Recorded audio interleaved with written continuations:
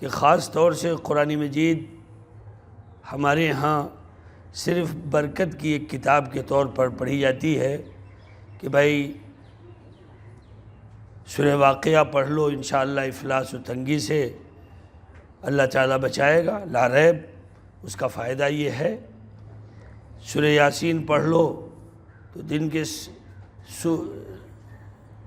سرے پر، دن کے شروعات میں سورہ یاسین پڑھ لو، شام تک اللہ تعالیٰ تمام مہمات میں تمہاری مدد کرے گا۔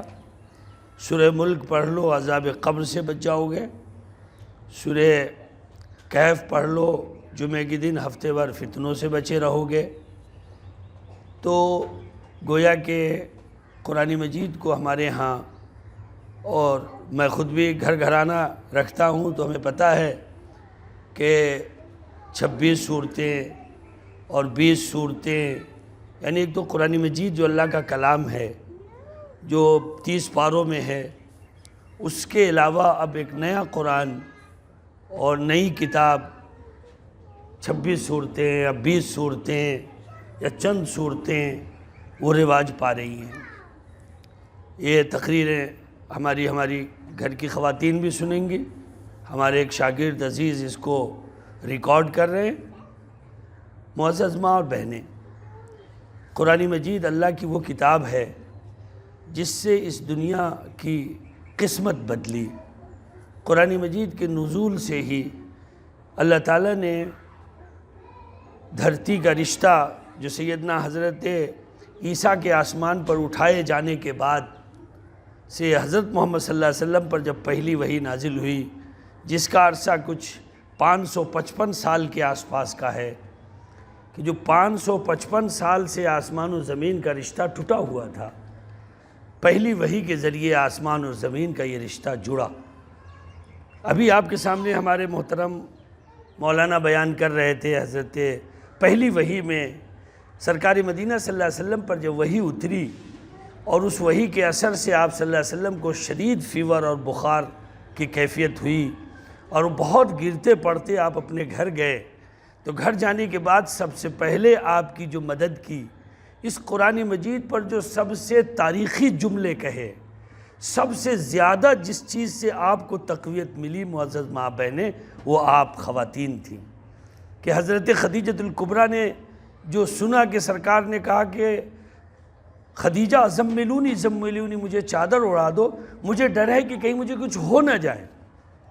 حضرت خدیجہ الکبریٰ نے سب سے پہلے آپ کو چادر اڑایا، اور چادر اڑانے کے بعد میں جب آپ کو تھوڑا افاقہ ہوا، افاقہ ہونے کے بعد آپ نے یہ کہا کہ خدیجہ مجھے ڈر ہے کہ کہیں مجھے کچھ ہو نہ جائے۔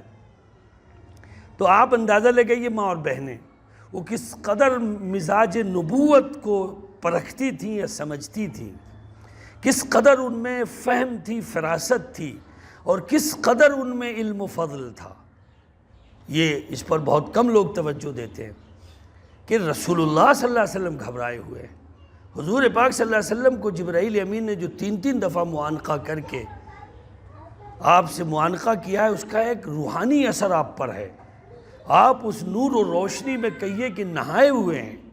جس طرح سخت گرمی کے زمانے میں ایک آدمی پسینے سے شرابور ہوتا ہے، اس طرح نور و روشنی سے سرکار مدینہ صلی اللہ علیہ وسلم کا پورا وجود تربتر ہے۔ اس وقت حضرت خدیجہ الکبریٰ کہتی ہے کلا واللہ لا یخزیک اللہ ابدا انک لتصل الرحم وتحمل الکل وتقضی الضیف وتعین علی نوائب الحق۔ ماں، میں حیران ہوں کہ ہمارے سماج میں عورتیں کیوں اس قدر دین سے دور ہو گئیں اور کیوں ان میں علم و فضل نہیں رہا۔ آج عام طور سے خواتین کی طرف سے کوئی سماجی اور معاشرتی بیداری کی کوئی بات نظر نہیں آ رہی ہے۔ مجھے معاف کریں، ڈاکٹر تو ہیں ہماری بچیاں، بہنیں، بیٹیاں، انجینئر ہیں، انہوں نے اعلیٰ ایجوکیشن حاصل کیا ہوا ہے، بہت نکلے میرے ارمان تو پھر بھی کم نکلے، کیوں نمازی ہو گئی ہیں، 5 وقت کی نماز پڑھتی ہیں، تلاوت کر لیتی ہیں ضرورت کی، لیکن سماج اور معاشرے پر ان کا کوئی اثر نظر نہیں آتا ہے۔ کیوں ایسا ہو رہا ہے؟ ابھی میرے پاس وقت نہیں ہے، صرف 20 منٹ مولانا کہہ گئے ہیں۔ اگر میں آپ کے سامنے بیان کروں تو بڑی بڑی محدثہ گزری، بڑی بڑی مفسرہ قرآن گزری، خود حضرت عائشہ کتنی بڑی مفسر قرآن ہے، اللہ اکبر۔ حضور پاک صلی اللہ علیہ وسلم کے انتقال پرملال کے بعد لوگ پہنچے حضرت عائشہ کے پاس، اور حضرت عائشہ رضی اللہ تعالیٰ عنہ سے کہا کہ بتائیے سرکار مدینہ صلی اللہ علیہ وسلم کیسے تھے؟ غور سے سنیے، غور سے۔ مولانا نے بہت اچھا موضوع شروع کیا۔ حضرت عائشہ سے کہا بتائیے ہمیں رسول اللہ کا مہرا چہرہ کیسا تھا، حضور کے اخلاق کیسے تھے، حضور کی نمازیں کیسی تھی، وغیرہ وغیرہ۔ تو حضرت عائشہ نے بڑی حیرت سے کہا کہ کیا تم نے قرآن نہیں پڑھا؟ کیا کہا؟ سنیے، غور سے سنیے، یہ میسج لے کے جائیے۔ حضرت عائشہ نے کیا کہا حیرت کی بات ہے، کیا تم نے قرآن نہیں پڑھا؟ کان خلقہ القرآن، حضور سراپا قرآن تھے۔ آپ سیرت کی کتاب پڑھتی ہیں، بہترین سیرت قرآن مجید ہے۔ قرآن مجید میں جن باتوں کا حکم ہوا ہے آپ سمجھیے 100% حضور میں تھی۔ قرآن نے جن باتوں سے روکا ہے 100% رسول اللہ میں تھی۔ کب تک آپ سنی سنائی دنیا میں رہیے گا؟ اللہ تعالیٰ مولانا کو جزائے خیر دے کہ یہ میں سمجھتا ہوں اپنی نوعیت کا پہلا پروگرام ہے جب ہم براہ راست خواتین سے کہنے آئے ہیں کہ آپ قرآن مجید کے تراجم پڑھیے، ترجمہ قرآن پڑھیے۔ آپ روزانہ ایک پارہ پڑھتی ہیں، ایک تو سب سے پہلے یہ دماغوں سے نکالیے کہ صرف آپ سورتیں پڑھ کے چھوڑ دیں گی۔ مولانا میں نے عرض کیا کہ ایک تو قرآن ہے جو 30 پاروں میں ہے، بین الدفتین ہمارے پاس اویلیبل موجود ہیں، اور اب 26 صورتوں کو رواج ہو گیا ہے۔ چند صورتوں کا ایک مجموعہ بنا دیا ہے وظیفہ پڑھنے والوں نے، وہی عورتیں پڑھتی ہیں۔ اللہ کی بندیاں، قرآن پڑھو، روزانہ قرآن پڑھو، ٹھیک ہے؟ تمہیں فلاں فلاں صورتیں پڑھنی ہیں، چونکہ زندگی بھر ہم کو یہی وظیفہ پڑھایا گیا ہے، پڑھیے۔ کب تک اپنے روزی کے لیے سورہ واقعہ پڑھتی رہیے گا؟ کب اللہ کا کلام سمجھ کے اس کو پڑھیے گا؟ کیا ہے سورہ واقعہ میں میرے پاس وقت نہیں ہے، کبھی موقع آئے گا تو بتائیں گے ہم آپ کو۔ یہ جو صورتیں مشہور ہیں سورہ یاسین، اصل سورہ یاسین میں ہے کیا جس کے پڑھنے کی وجہ سے دن بھر کا کام اچھا ہوتا ہے؟ یہ مطلب سمجھنا ضروری تھا۔ سورہ واقعہ میں ایسا کیا بیان کیا گیا ہے کہ جس کی وجہ سے اللہ تعالیٰ روزی میں برکت دیتا ہے؟ سورہ ملک سے عذاب قبر سے بندہ بچ جاتا ہے، کیا بات ہے؟ لِنَبْلُوَكُمْ أَيُّكُمْ أَحْسَنُ عَمَلًا، کہ اللہ تعالیٰ تمہیں آزمانا چاہتا ہے کہ تم میں کون اچھا ہے۔ یہ روزانہ صبح کو آپ پڑھیے، رات میں پڑھیے سورہ ملک میں، تاکہ آپ میں احساس ذمہ داری پیدا ہو، رسپانسبلٹی کا احساس ہو کہ ہمارا مقصد حیات کیا ہے، ہمیں کس لیے دنیا میں بھیجا گیا ہے۔ کیا ہمارا کام صرف کھانا پکانا اور مر جانا ہے؟ کیا روزی کمانا اور گھر بنانا اور اپنے شوہروں کو کمک پہنچانا اور بس اپنے بچوں کو کی تعلیم و تربیت کرنا، مر جانا، اتنا ہی مقصد ہے؟ نہیں، اللہ کی رضا خوشنودی مقصد ہے، اللہ کی رضا حاصل کرنا مقصد ہے۔ یہ جبھی حاصل ہوگا جب آپ قرآن مجید کو اللہ کی کتاب کی حیثیت سے پڑھیں گی۔ جی بے شک میں منع نہیں کر رہا ہوں کہ آپ یہ صورتیں نہ پڑھیں، بالکل پڑھیے، ضرورت ہے اس کی، لیکن اس کے ساتھ قرآن مجید بھی روزانہ پڑھیے، اور کچھ نہ کچھ اس کا حصہ ترجمے سے پڑھیے۔ آج جب ترجمے سے قرآن پڑھیے گا تو کوئی بات آپ کو کھٹکے گی، آپ اپنے میاں سے پوچھئے گا، آپ اپنے بیٹے سے پوچھئے گا، آپ اپنے بھائی سے پوچھئے گا، ان کو نہیں معلوم ہوگا وہ مولانا سے پوچھیں گے۔ فَاسْأَلُوا أَهْلَ الذِّكْرِ إِن كُنتُمْ لَا تَعْلَمُونَ، جو بات تم جانتے نہیں ہو اہل علم سے پوچھ لو، یہ اللہ نے خود قرآن مجید میں بیان کیا ہے۔ تو اس طرح قرآن مجید کا کو رواج ملے گا، قرآن مجید کے معنی و مطالب کا مذاکرہ ہوگا۔ آپ پڑھیے گا، کوئی بات سمجھ میں نہیں آئی ان سے پوچھیے گا، ان کو احساس ہوگا اچھا میری بیوی نے مجھ سے یہ بات پوچھ لیا، اچھا میرے بیٹے نے مجھ سے، بیٹا کہے گا امی نے یہ بات پوچھ لی، تو اس طریقے سے ان کو بھی احساس ہوگا کہ یار ہم نے تو برسہ برس ہوا قرآن پڑھا ہی نہیں۔ قرآن مجید چیخ چیخ کے کہتا ہے ہدی للناس، یہ لوگوں کے لیے ہدایت ہے۔ خدا کی قسم یورپ و امریکہ میں آج اسلام لانے والوں کی لائن لگی ہوئی ہے، تو کیا وہ قرآن مجید سے سنی سنائی ایمان لا رہے ہیں؟ قرآن پڑھ کے ایمان لا رہے ہیں؟ ابھی پچھلے دنوں جس شخص نے قرآن سوزی کی تھی، استغفر اللہ، قرآن مجید جلایا تھا سویڈن میں، پچھلے دنوں مسلمان ہو گیا، اس لیے کہ اس کو ایک اندر سے اس کے دل میں ایک بات پیدا ہوئی کہ آخر ایسا کیا ہے قرآن میں جس سے ہمارے لوگ قرآن سے روکتے ہیں. وہ قرآن پڑھنے کے لیے گیا, قرآن کی انسانیت نوازی دیکھ کر رہا نہیں گیا, وہ مسلمان ہو گیا. اور مسلمان قرآن سے دور جا رہا ہے. یورپ و امریکہ کے لوگ قرآن پڑھ کے مسلمان ہو رہے ہیں, اور ہمارے یہاں آج بھی یہ بحث چل رہی ہے کہ ہم کو ترجمہ سے پڑھنا چاہیے یا نہیں پڑھنا چاہیے. انا للہ و انا الیہ راجعون. معزز ماں اور بہنیں, میں آپ کو تو بتانے کے لیے کچھ اور آیا تھا. میں سورہ احزاب کی کچھ آیتیں میں نے سوچا تھا اس پر میں آپ سے کہوں گا, لیکن میں آپ کو یہ باتیں اس لیے بتا رہا ہوں کہ آپ کی بڑی رسپانسبلٹی ہے. ابھی میں نے وہاں مسجد میں یہ بات کہی کہ ہماری پرانی نانیاں دادیاں جو تھیں ان کو قرآن مجید کے قصے یاد تھے. حضرت موسیٰ کا قصہ یاد تھا, حضرت عیسیٰ کا قصہ یاد تھا, حضرت ابراہیم کا قصہ یاد تھا. وہ اپنے بچوں کو لوریاں دیتے ہوئے قصے سناتی تھیں, قرآنی قصے. تب جا کے مولانا الیاس صاحب رحمۃ اللہ علیہ پیدا ہوئے, تب مولانا یوسف صاحب پیدا ہوئے, ہمارے شہر میں مولانا یونس صاحب پیدا ہوئے. آج ہمارے گھروں میں بچے کیسے پیدا ہو رہے ہیں؟ ہم اپنے بچوں کو کیا قرآن سکھاتے ہیں؟ مکتب والے سکھائیں گے. کیا ماں کی ذمہ داری نہیں ہے کہ ماں بتائے حضرت یوسف کون تھے؟ کیا ماں کی ذمہ داری نہیں ہے کہ ماں بتائے کہ حضرت ابراہیم کون تھے؟ جتنی ذمہ داریاں مردوں کی ہیں اتنی ذمہ داریاں عورتوں کی ہیں. یہی سوال تھا, ایک زمانے میں یہ سوال ابھرا تھا. حضرت ام سلمہ یا کوئی اور خاتون, دو نام آتے ہیں, ایک حضرت ام سلمہ کے بارے میں اور ایک حضرت امیسہ کے بارے میں, کہ انہوں نے سرکار مدینہ صلی اللہ علیہ وسلم سے پوچھا کہ یا رسول اللہ, قرآن مجید میں تو مردوں ہی مردوں کا ذکر ہے, عورتوں کا نہیں ہے. حالانکہ عورتوں کا بھی ذکر ہے. سورۃ النساء ہے قرآن مجید میں. کیا ہے؟ سورۃ النساء عورتوں کے نام کی سورت ہے. سورۃ النور ہے قرآن مجید میں, جس میں عورتوں کی عفت و پاک دامنی موضوع بحث ہے. قرآن مجید میں کوئی سورۃ الرجال نہیں ہے, مردوں کی سورت. سمجھیے, غور کیجئے. اس قدر قرآن مجید نے عورتوں پر روشنی ڈالی ہے, اس قدر عورتوں کو نور و روشنی میں رکھا ہے. ماشاءاللہ سفارشیں کی ہیں عورتوں کی. قرآن مجید کی وہ آیت نازل ہوئی جس میں اللہ تعالیٰ نے فرمایا کیوں نہیں, مرد اگر ہیں تو عورتیں بھی ہیں, برابر کی شریک ہیں. ان المسلمین والمسلمات والمؤمنین والمؤمنات والقانتین والقانتات والصادقین والصادقات والصابرین والصابرات والخاشعین والخاشعات والمتصدقین والمتصدقات والصائمین والصائمات والحافظین فروجهم والحافظات والذاکرین اللہ کثیرا والذاکرات اعد اللہ لهم مغفرتا واجرا عظیما. کتنی بڑی بات ہے, کتنی بڑی بات کہی گئی. کیوں نہیں؟ ان المسلمین والمسلمات, اگر ماننے والے فرما بردار مرد ہیں تو عورتیں بھی ہیں. والمؤمنین والمؤمنات, اللہ کی ذات پر کامل بھروسہ رکھنے والے اگر مرد ہیں تو عورتیں بھی ہیں.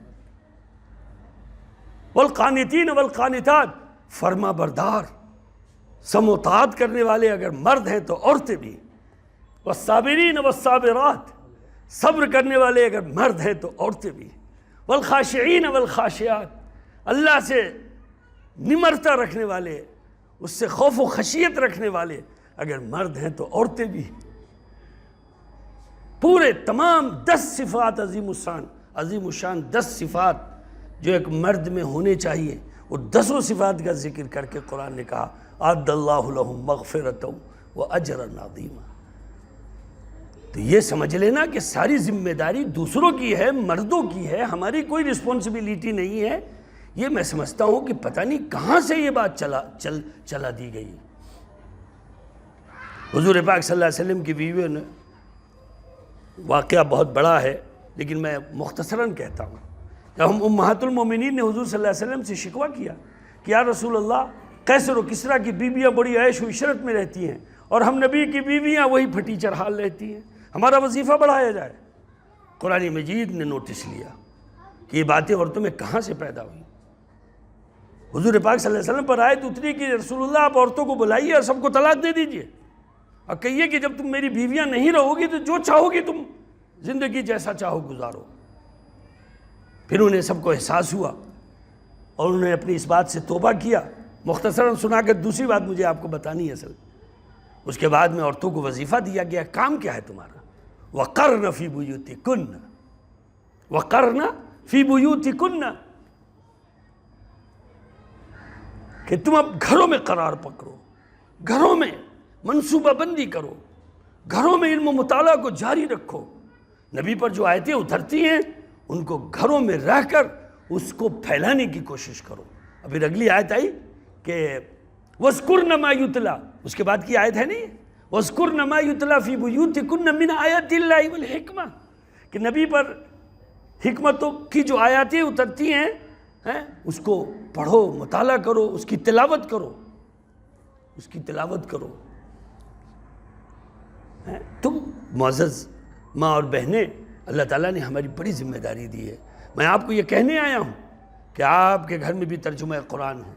آپ اپنے امام مسجد سے پوچھیں، اپنے شوہروں سے کہیں وہ امام مسجد سے مشورہ کریں، اور جو تفسیر قرآن معروف ہے اور ہمارے بزرگوں کی ہے وہ آپ تک پہنچے، اور آپ روزانہ جو بھی تلاوت کرتی ہیں کچھ نہ کچھ حصہ اس کا ترجمہ بھی پڑھیں، اس کی تفسیر بھی پڑھیں، ٹرانسلیشن اور کمنٹری پڑھیں۔ اللہ کا شکر ہے مجھے بتایا گیا کہ بعض خواتین پڑھی لکھی ہیں، اب ترجمے آ گئے ہیں ماشاءاللہ۔ مولانا عبد الکریم پارک کا ترجمہ انگریزی میں آ گیا ہے، مراٹھی میں آ گیا ہے، اور بھی دوسرے تراجم جو ہیں وہ انگریزی میں آ گئے ہیں۔ آپ اپنے گھروں میں منگائیے اور پڑھیے۔ اسی طرح انجمن آپ کے ہاں چلتی ہے۔ میں نے تو بتایا تھا کہ یہ کہتے کہتے ہم لوگ بوڑھے ہو گئے، اور سنتے سنتے کئی پیڑھیاں ہماری مر گئیں کہ ماں پہلا مدرسہ ہے۔ یہ کہتے کہتے ہم بوڑھے ہو گئے اور ہماری نسلوں کی نسلیں مر گئی، لیکن آج تک ماں والا مدرسہ نظر ہی نہیں آیا۔ آپ ہنس رہے ہیں، یہ رونے کا مقام ہے۔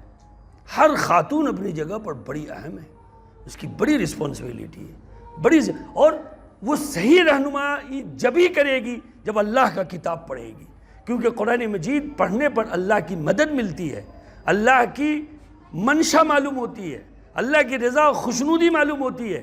اور یہ بہت بڑی غلط فہمی ہے کہ ہم قرآن پڑھیں گے تو گمراہ جائیں گے۔ میں نے یہ بات اعلانیہ کہا ہے کہ جو لوگ یہ سمجھتے ہیں کہ قرآن پڑھ کے گمراہی ہوگی ان کو دوبارہ کلمہ پڑھنا چاہیے۔ انہوں نے لوگوں کو قرآن سے کاٹا ہے، جن لوگوں نے بھی یہ بات کی، پتہ نہیں کہاں سے یہ بات چل پڑی۔